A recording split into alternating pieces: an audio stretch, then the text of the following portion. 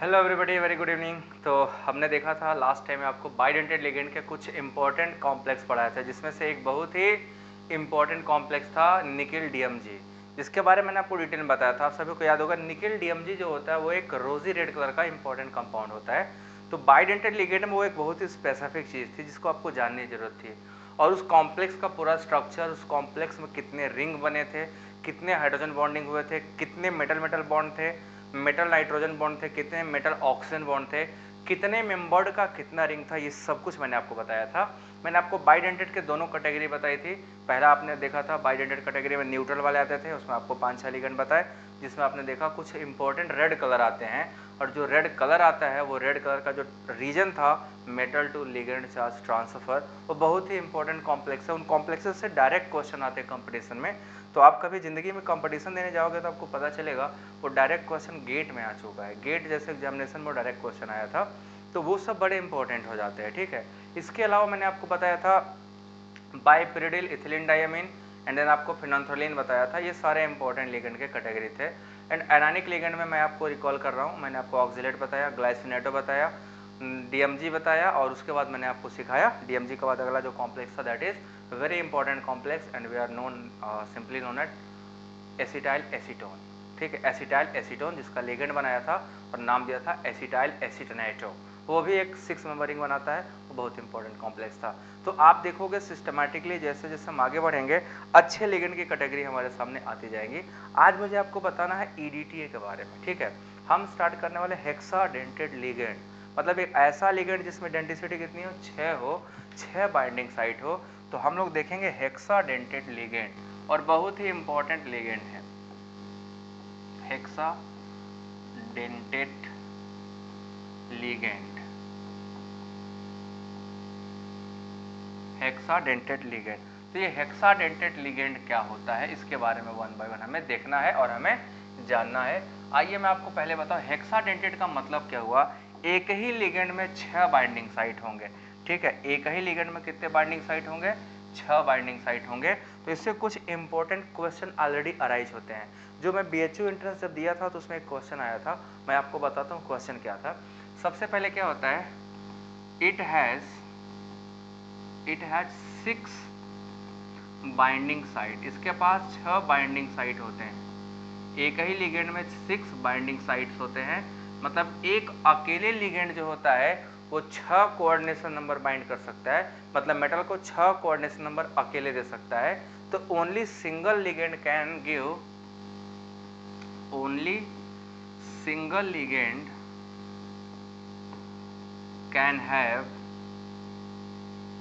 6 coordination number, है ना। इसका जो कोऑर्डिनेशन नंबर होगा कितना हो जाएगा, अकेले ही 6 कोऑर्डिनेशन नंबर रखता है, मतलब 6 डेंटिसिटी रखता है। ठीक है, अब इसका जो एग्जाम्पल है एक 1N1, उसका नाम है इथाइलिन डायमीन,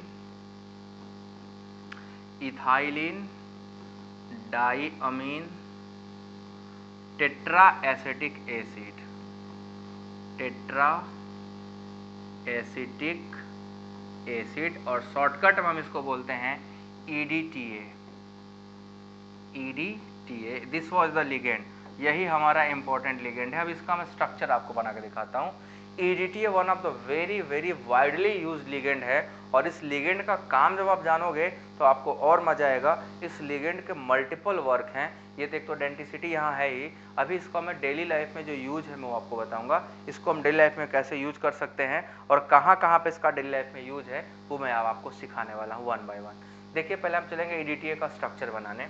तो EDTA मतलब डाइअमीन है, इथाइलिन डाइअमीन। ठीक है, तो इथाइलिन डाइअमीन क्या होता है, देखो जरा, CH2, हम क्या बनाएंगे यहाँ पे, CH2, ये आपका क्या होगा, इथाइलिन ग्रुप। ठीक, उसके बाद डाइअमीन में एक N यहाँ आता है और एक N यहाँ आता है, दिस, ये डाइअमीन हो गया, इसके पास लोन पेयर हो गया डाइअमीन।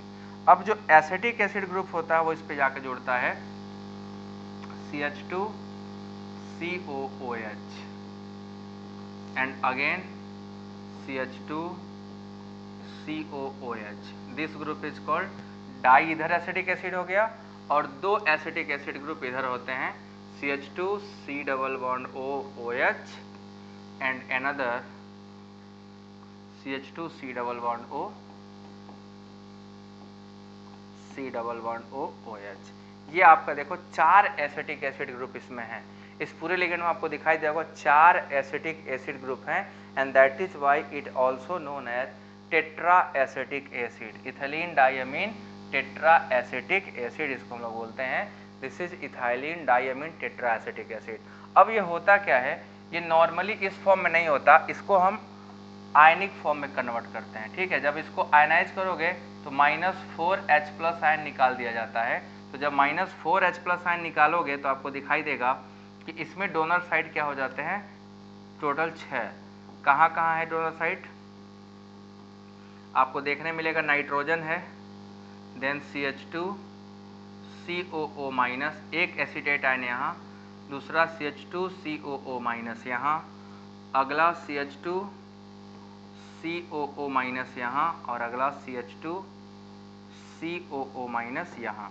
अब इसमें देखिए जरा, आपका एक डोनर साइट ये ऑक्सीजन है, दूसरा डोनर साइट ये ऑक्सीजन का नेगेटिव चार्ज, तीसरा जो है ये नाइट्रोजन होता है और एक यहाँ का नाइट्रोजन होता है। वैसे ये ऑक्सीजन और ये ऑक्सीजन, तो टोटल आपको दिखाई देगा कि इस EDTA में 6 डोनर साइट हैं, जिनमें से 2 डोनर साइट कौन है, नाइट्रोजन है, और 4 डोनर साइट जो है वो ऑक्सीजन होता है। तो ऑक्सीजन के पास इस टोटल इस लिगेंड के पास 6 डोनर साइट है, जिसमें से 4 डोनर साइट ऑक्सीजन है और 2 डोनर साइट क्या है, नाइट्रोजन है। अब जब ये कॉम्प्लेक्स बनाता है तो बड़ा ही खूबसूरत कॉम्प्लेक्स बनाता है, बड़ा ही बढ़िया कॉम्प्लेक्स बनाता है। मैं इसका कॉम्प्लेक्स दिखाता हूँ। देखिए, जब ये लिगेंड का हम स्ट्रक्चर बनाएंगे तो कुछ ऐसे बनता है। ये है आपका लिगेंड का बाइंडिंग स्ट्रक्चर। ठीक है, यहाँ पे मेटल होता है, सेंट्रल मेटल, एक लोन पेयर यह दे देगा और दूसरा लोन पेयर आपका ये नाइट्रोजन दे देगा। ठीक है, उसके बाद देखिए इस पे क्या होता है, टोटल हमारे पास 4 एसिटिक एसिड ग्रुप है ना, 4, CH2 C double bond O-, this is CH2 C double bond O-, similarly CH2 C double bond O-। ठीक है, O-, ये जो O- है, एक डोनर साइट यहाँ से, इसका एक O- जो होगा डोनर साइट यहाँ से। ठीक है, ये आपका हो गया C double bond O group. ऐसे ही इसके पास अब एक और CH2 ग्रुप बचा हुआ है, उसको मैं ग्रीन कलर से बनाता हूँ, that is CH2 C double bond O और एक O-, एक डोनर साइट यहाँ से। सिमिलरली इसका CH2 यहाँ से नहीं बनाते हैं, इसका बनेगा CH2 C double bond O-, ये वाला एक डोनर साइट यहाँ से। टोटल 6 डोनर साइट है। देखिए इसके पास, इस नाइट्रोजन के पास 2 नाइट्रोजन डोनर साइट हो गया, ध्यान से स्ट्रक्चर देखो, और CH2 COO-, CH2 COO-, ये CH2 ग्रुप है। टोटल आपने देखा एक ही लिगेंड ने कितने स्ट्रक्चर दिए, एक ही लिगेंड ने अकेले के दम पे टोटल कितने बॉन्ड बना दिए हैं, 6 बॉन्ड। ध्यान से देखिए, ये 6 बॉन्ड बना दिया, ऑक्टाहेड्रल कॉम्प्लेक्स बनाता है। ये पूरा कॉम्प्लेक्स का स्ट्रक्चर देखो कैसा है, ऑक्टाहेड्रल है। कोऑर्डिनेशन नंबर यहाँ पे जो मेटल है हमारा, उसका कोऑर्डिनेशन नंबर है 6। This metal exist in 6 coordination number. ये पूरा कॉम्प्लेक्स है जिसके ऊपर 2 पॉजिटिव चार्ज होता है, सॉरी 2 नेगेटिव चार्ज, पॉजिटिव नहीं, 2 नेगेटिव चार्ज, 2 नेगेटिव चार्ज होता है। ये आपका कॉम्प्लेक्स है। ये जो मेटल होता है वो +2 ऑक्सीडेशन स्टेट में होता है, या जो भी सेंट्रल एटम होगा उसका ऑक्सीडेशन स्टेट +2 होता है। ये कैल्शियम या मैग्नीशियम होता है। Basically this M is either calcium या मैग्नीशियम होता है, जो कि बड़ा ही इंपॉर्टेंट है। इस कॉम्प्लेक्स के स्ट्रक्चर को ध्यान से आप लोग देखिए, है ना। अब इस कॉम्प्लेक्स के स्ट्रक्चर में आपको एक चीज सिखाने वाला हूँ। सबसे पहले उस चीज को सीखना पड़ेगा हमें।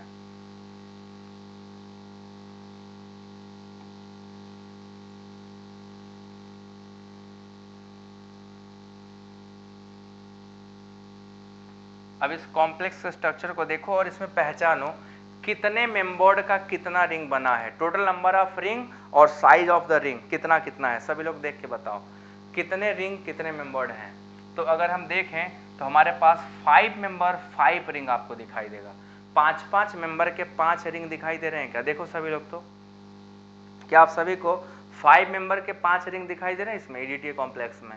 टोटल 5 मेंबर्ड 5 रिंग है। ये आपका मेटल EDTA कॉम्प्लेक्स है। एक मेटल के लिए एक ही EDTA कॉम्प्लेक्स मतलब एक ही EDTA क्या होता है, सफिशियंट होता है। This is the structure of complex, ये आपका EDTA कॉम्प्लेक्स है। ध्यान से आप सभी लोग देखो इसको, इसमें आपको दिखाई देगा नंबरिंग अगर करोगे तो मेटल 1, नाइट्रोजन 2, 3, 4 और एक नाइट्रोजन 5, टोटल हमारे पास क्या होगा, एक नाइट्रोजन वाला एक रिंग, ये हो गया 5 मेंबर।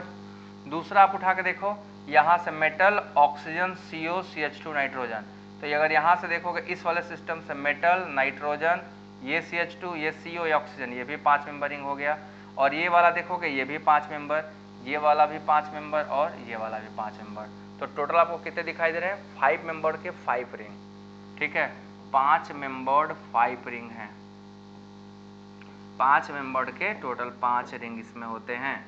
ये बहुत ही इंपॉर्टेंट हो गया कि जितने ज़्यादा रिंग होते हैं, अभी अगला आपको चिलेशन पढ़ाना है, चिलेटिंग लिगेंड पढ़ाना है। चिलेटिंग लिगेंड में आप देखोगे जितना ज़्यादा रिंग होगा स्टेबिलिटी उतनी ज़्यादा होती है, greater number of ring greater will be the stability. तो हम अभी अगला जो हम पढ़ना है वो चिलेटिंग लिगेंड ही पढ़ना है। उधर हम लोग यही देखेंगे जितना ज़्यादा रिंग बनेगा उतना ज़्यादा स्टेबिलिटी आएगा।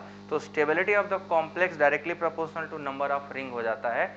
यहाँ पे EDTA मोस्ट स्टेबल है ना, इसने 5 मेंबर के 5-5 रिंग बना लिए, इससे ज़्यादा रिंग कोई बना पाता नहीं है। ये सबसे ज़्यादा रिंग बनाने का जो हैसियत है वो इसी का है, and this is called EDTA complex. ये मेटल EDTA कॉम्प्लेक्स है।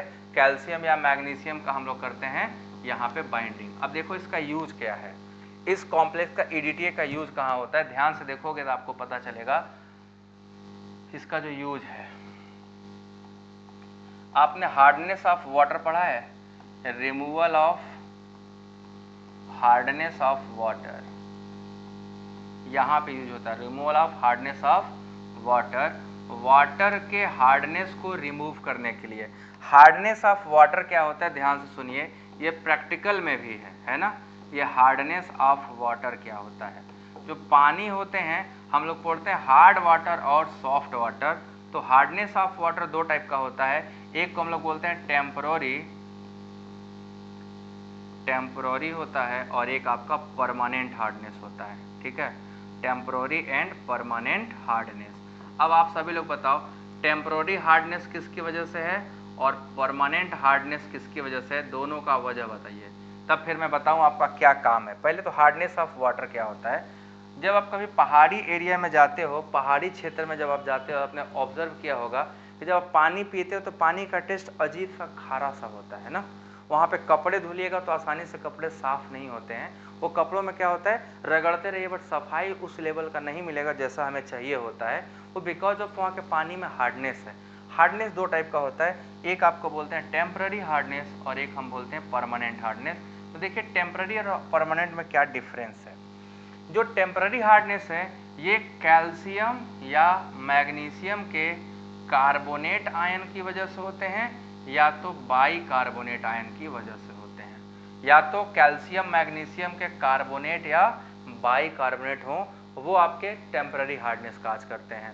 और जो आपके कैल्शियम या मैग्नीशियम के सल्फेट हैं या तो क्लोराइड्स हैं, इनकी वजह से परमानेंट हार्डनेस आता है, ठीक है। टेम्पररी हार्डनेस किसकी वजह से आ रहा है बच्चों, टेम्पररी हार्डनेस आ रहा है due to the presence of carbonate और bicarbonate of calcium and magnesium. But जो परमानेंट हार्डनेस आ रहा है वो अलग है। परमानेंट हार्डनेस जो है वो किसकी वजह से है, कैल्शियम या मैग्नीशियम के सल्फेट या क्लोराइड की वजह से है। तो हम लोग देखेंगे परमानेंट हार्डनेस को आप आसानी से रिमूव नहीं कर सकते हो, इनको रिमूव करना बहुत डिफिकल्ट है, आसानी से रिमूव नहीं होते। जबकि जो टेम्पररी हार्डनेस है इनको पानी को गर्म कर दो, थोड़ा देर गर्म कर दोगे तो होगा क्या, जो ये कार्बोनेट और बाइकार्बोनेट है वो नीचे डिपॉजिट हो जाते हैं, सॉल्ट बना के बैठ जाते हैं और आपका पानी प्यूरिफाई हो जाता है। तो टेम्पररी हार्डनेस को बॉयल करके आप उड़ा सकते हो, बट परमानेंट हार्डनेस को आप बॉयल करके नहीं उड़ा सकते, वो बॉयल करके उड़ाए नहीं जा सकते। इसीलिए हम लोग क्या करते हैं, परमानेंट हार्डनेस को रिमूव करने के लिए हम लोग EDTA टाइट्रेशन करते हैं, उसी का नाम है कॉम्प्लेक्सोमेट्रिक टाइट्रेशन, जो EDTA से किया जाता है, ठीक है ना। किससे करते हो, EDTA से। अब मैं आपको पूरा डिटेल में समझाने जा रहा हूँ ये कैसे रिमूव करते हैं, ठीक है। उसका नाम है कॉम्प्लेक्सोमेट्रिक टाइट्रेशन, कॉम्प्लेक्सोमेट्रिक टाइट्रेशन, ठीक है, कॉम्प्लेक्सोमेट्रिक टाइट्रेशन। हम क्या यूज करते हैं यहाँ पे, कॉम्प्लेक्सोमेट्रिक टाइट्रेशन जब करना होगा तो हम कॉम्प्लेक्स का फॉर्मेशन करते हैं। होता क्या है, हम एक बीकर में हार्ड वाटर लाते हैं, ठीक है, एक बीकर में क्या करिएगा, हार्ड वाटर लाइएगा, ठीक, एक बीकर लीजिएगा बड़ा सा, उसमें आप 100 ml 10 ml जो भी होगा हार्ड वाटर ले आइए, हार्ड वाटर। अब इस हार्ड वाटर में बच्चों क्या होगा, या तो कैल्शियम का सल्फेट होगा, या तो कैल्शियम का क्लोराइड होगा, या मैग्नीशियम का सल्फेट होगा, या मैग्नीशियम का क्लोराइड होगा। इन्हीं में से कोई प्रेजेंट होंगे, क्योंकि हार्डनेस यही तो काज करते हैं, ठीक है, यही काज करते हैं। अब ध्यान से देखिएगा क्या करना है हमको, इस हार्डनेस को रिमूव करने के लिए हमें कुछ टेक्निक्स यूज करने हैं, कुछ टेक्निक्स यूज करने हैं। कैसे करेंगे, सबसे पहले क्या करते हैं, इसमें हम लोग एक इंडिकेटर डालते हैं, ईबीटी इंडिकेटर डालेंगे, ठीक है, ईबीटी इंडिकेटर के साथ बफर सोल्यूशन डालते हैं, बफर सोल्यूशन, ठीक, बफर सोल्यूशन डालोगे ईबीटी के साथ तो इस पूरे मिक्सचर का जो कलर होता है वो वाइन रेड रहेगा। कैसा रहेगा, इस पूरे सोल्यूशन जिसमें हार्डनेस है वो क्या हो जाएगा, वाइन रेड कलर का, वाइन रेड कलर हो जाता है, ठीक। वाइन कलर देखे होगा ना, वाइन का जो रेड कलर होता है ग्रेप वाला, वही वाइन रेड कलर कहलाता है। ये वाइन रेड कलर इसलिए होता है क्योंकि इसके अंदर जो कैल्शियम या मैग्नीशियम है वो ईबीटी के साथ कॉम्प्लेक्स बना लेते हैं, है ना, ईबीटी के साथ क्या बनाते हैं, कॉम्प्लेक्स। ये वाइन रेड कलर रहेगा, बफर सोल्यूशन डालोगे ईबीटी के साथ वाइन रेड कलर का कॉम्प्लेक्स बना के बैठा रहेगा, ठीक है। अब हम क्या करते हैं, इसमें डाई सोडियम सॉल्ट ऑफ, ठीक है, die sodium salt of Na2Y, यहाँ Y stand for EDTA salt, ठीक है, EDTA का डाई एनाइन सॉल्ट लेते हैं, ठीक है, EDTA 2- Y बराबर EDTA 2- और Na2 ले लोगे तो Na2 2 और ये 2- होगा, Na2 2+ और Y-। इसको हम लोग बोलते हैं die sodium salt of, die sodium salt of EDTA, यहाँ पे डाला जाता है EDTA, ठीक है, die sodium salt of EDTA। अब जैसे इसमें EDTA डालोगे, ठीक है ना, EDTA जैसे डालोगे, ऐड करना शुरू करोगे इसको, इसमें EDTA को ऐड करते जाओगे, ये Na2Y जो है यही EDTA है, ठीक है ना, Y बराबर हम क्या लिखे, EDTA का डाई सोडियम सॉल्ट है। सिंबलाइज के उतना बड़ा स्ट्रक्चर हर बार लिखना पॉसिबल नहीं है ना, कहाँ लिखेंगे उतना बड़ा, लिखते लिखते थक जाओगे, तुम भी थक जाओगे। तो करना क्या है बच्चों, इधर जैसे इसमें डालोगे यहाँ पे सोडियम कैल्शियम से एक्सचेंज हो जाएगा, ठीक है, जैसे ये डालोगे इस सोल्यूशन का जो कलर था बदल जाएगा, ये कलर जो हो जाएगा अब वो कलर आ जाएगा आपका ब्लू कलर। ये कैसा आ जाएगा, ब्लू कलर। जो वाइन रेड कलर था वो कैसा हो गया, ब्लू कलर, क्योंकि अब जो कैल्शियम है वो EDTA से बाइंड कर गया है। वो किससे बाइंड कर गया, EDTA से। और जैसे ही ये EDTA से बाइंड करेगा, कैल्शियम EDTA के साथ बाहर आ गया, आपके पानी में कौन हो गया, अब पानी के अंदर कौन सा सॉल्ट हो गया, अभी तक क्या था, कैल्शियम सल्फेट, कैल्शियम क्लोराइड या magnesium sulphate, magnesium chloride. Sodium आते ही अभी सोडियम के अंदर है सोडियम क्लोराइड या तो सोडियम सल्फेट है, ठीक है, या तो सोडियम सल्फेट। तो हार्डनेस किसकी वजह से, सोडियम का आयन की वजह से था नहीं, कैल्शियम EDTA लेके भाग गया, पीछे छोड़ के कौन गया, सोडियम दे के गया। तो सोडियम क्लोराइड और सोडियम सल्फेट की वजह से पानी में हार्डनेस नहीं आता, तो हार्डनेस हो गया रिमूव। तो EDTA हमारा इतना बढ़िया कॉम्प्लेक्स है जो हार्डनेस ऑफ वाटर को रिमूव कर देता है। तो इसका हम यूज करते हैं कॉम्प्लेक्सोमेट्रिक टाइट्रेशन में। ये EDTA क्या करता है, कैल्शियम के साथ कॉम्प्लेक्स बना लेता है, और जैसे ही कॉम्प्लेक्स बनाएगा पूरा सोल्यूशन क्या हो जाएगा, वाइन रेड कलर से चेंज होके ब्लू रेड, मतलब वाइन रेड कलर से ब्लू कलर का हो जाएगा, जो कंफर्म करेगा कि अब इस सोल्यूशन में हार्डनेस नहीं है, इस सोल्यूशन में सॉफ्टनेस आ गई है, पानी जो हार्ड था वो रिमूव हो चुका है।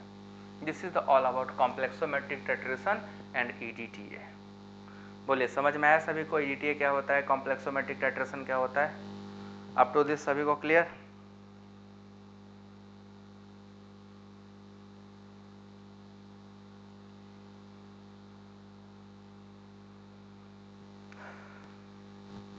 क्यों बच्चों, बताओ जल्दी से बताओ सभी लोग, आया। EDTA टाइट्रेशन क्या होता है, कॉम्प्लेक्सोमेट्रिक टाइट्रेशन क्या होता है, EDTA का स्ट्रक्चर क्या होता है, EDTA कितना डेंटेड लिगेंड है जब ये कॉम्प्लेक्स बनाता है EDTA का। अभी जो पीछे बना था वहाँ पे M की जगह अगर कैल्शियम रख दोगे तो EDTA कॉम्प्लेक्स हो गया। तो हमने आज क्या सीखा, कॉम्प्लेक्सोमेट्रिक टाइट्रेशन एंड EDTA के बारे में, ठीक है। अब हमें टर्मिनोलॉजी को आगे लेके चलना है। अब पढ़ना है चिलेटिंग लिगेंड क्या होते हैं, फिर पढ़ना है एम्बीडेंटेड लिगेंड्स क्या होते हैं, देन उसके बाद हमें पढ़ना है कोऑर्डिनेशन नंबर क्या होता है, इफेक्टिव एटॉमिक नंबर क्या होता है, ऑक्सीडेशन स्टेट कैसे निकालते हैं, हर चीज़ हम लोग को 1 बाय 1 डिटेल में पढ़ना है, ठीक है। सो अब हम लोग पढ़ेंगे इसको डिटेल में। तो अप टू दिस सभी को क्लियर है, कॉम्प्लेक्सोमेट्रिक टाइट्रेशन ये सारा कुछ आ गया है ना। तो आपको मज़ा आएगा जो आप रेगुलर रहोगे। जब आप रेगुलर रहते हो तो पढ़ने का अलग मज़ा आता है, पढ़ाने का भी अलग मज़ा आता है, ठीक है। अब हम लोगों को नेक्स्ट जो पढ़ना है दैट इज चिलेटिंग लिगेंड्स, ठीक है। नेक्स्ट हमारा जो है चिलेटिंग लिगेंड, याद है क्लासिफिकेशन बाइडेंटेड के बाद चिलेटिंग लिगेंड आया था। चिलेटिंग लिगेंड्स, चिलेटिंग लिगेंड्स क्या होते हैं इसके बारे में हम लोग को डिटेल में पढ़ना है। अब देखो चिलेटिंग लिगेंड जब पढ़ाने जाएंगे तो आप लोगों को कई सारी चीज़ें और क्लियर होंगी। इसमें एक क्वेश्चन यहाँ से आता है, ठीक है। ये कंपटीशन पॉइंट ऑफ व्यू से बहुत इंपॉर्टेंट है। अगर आप किसी कंपटीशन में जा रहे हो तो ये बहुत इंपॉर्टेंट है। चिलेटिंग लिगेंड्स बहुत ज़्यादा इंपॉर्टेंट होने वाले हैं। तो चिलेशन का मतलब क्या होता है इसके बारे में पहले जानिए, ठीक है। चिलेशन क्या होता है, चिलेशन के बारे में कैसे हम बातें करते हैं, कौन कौन सी चीज़ें जो चिलेशन में आती हैं, हम इन सब के बारे में बात करने वाले हैं, ठीक है। तो चिलेटिंग लिगेंड्स इसको मैं अब कल पढ़ाऊंगा क्योंकि आज थोड़ा दिक्कत है,